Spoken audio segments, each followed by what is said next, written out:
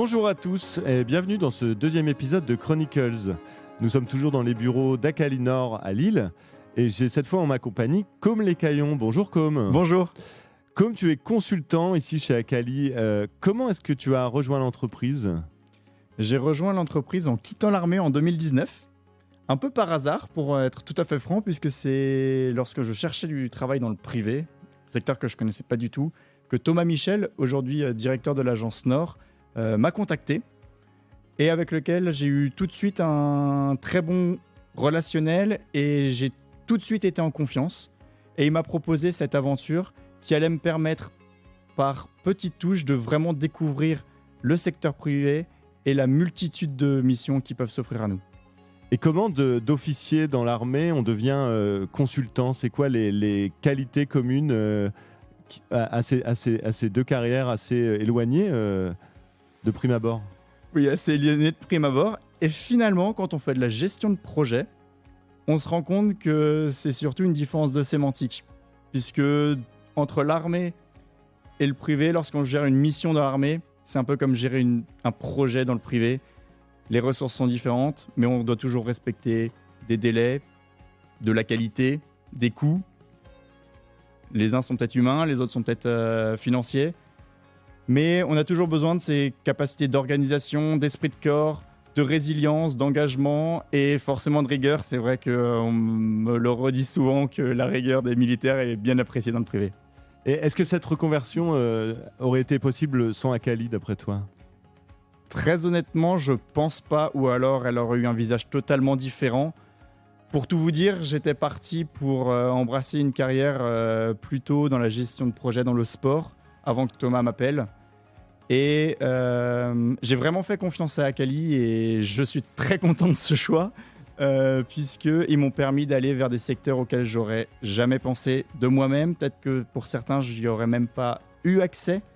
Et à partir d'un contrat de base, ou en tout cas de desiderata que j'avais émis il y a 4 ans, on a construit ensemble un chemin pour m'amener aujourd'hui sur une mission dans laquelle je m'épanouis vraiment pleinement. Tu as cité un peu le sport. C'était au centre de nos discussions avec Tristan qui évoquait les valeurs du sport, le dépassement de soi, l'engagement. C'est des choses qui te portent encore aujourd'hui dans tes missions ? Oui, tout à fait. C'est vraiment au cœur des missions et au cœur de l'image d'Acali, que tout le monde ici est animé par cette volonté de dépassement, d'excellence et d'apporter vraiment le meilleur aux clients d'Acali. Est-ce que tu peux nous expliquer quelles ont été les missions auxquelles tu as pu prendre part grâce à Acali depuis ton arrivée ici ? Donc il y a 4 ans, j'ai commencé dans l'industrie lourde, premier secteur auquel j'aurais jamais pensé en quittant l'armée.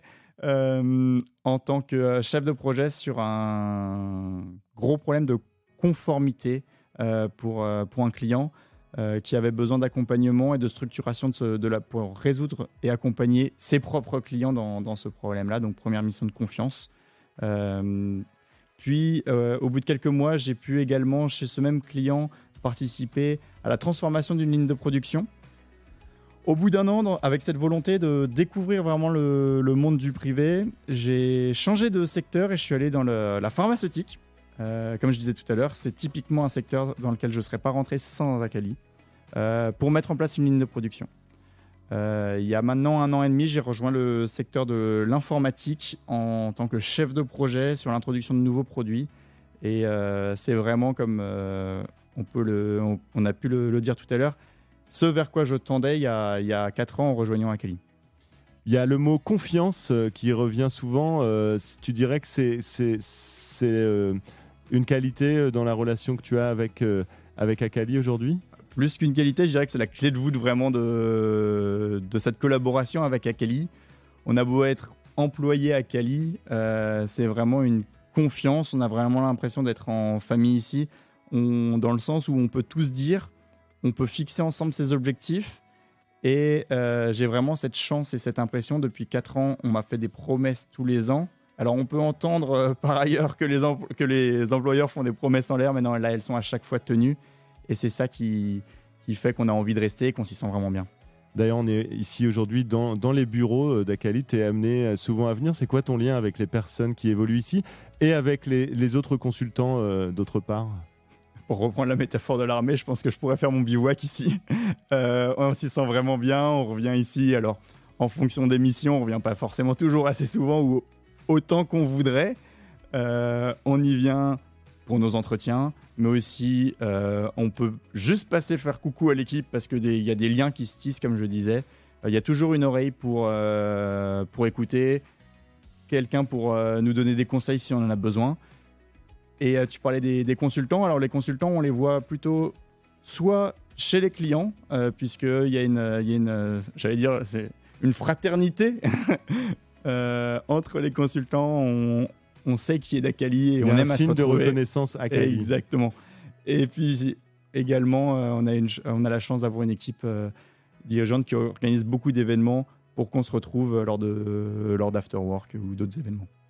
Merci. Pour finir, qu'est-ce qu'on pourrait te souhaiter ? Quelle serait la mission rêvée pour toi ou l'évolution que tu envisages ?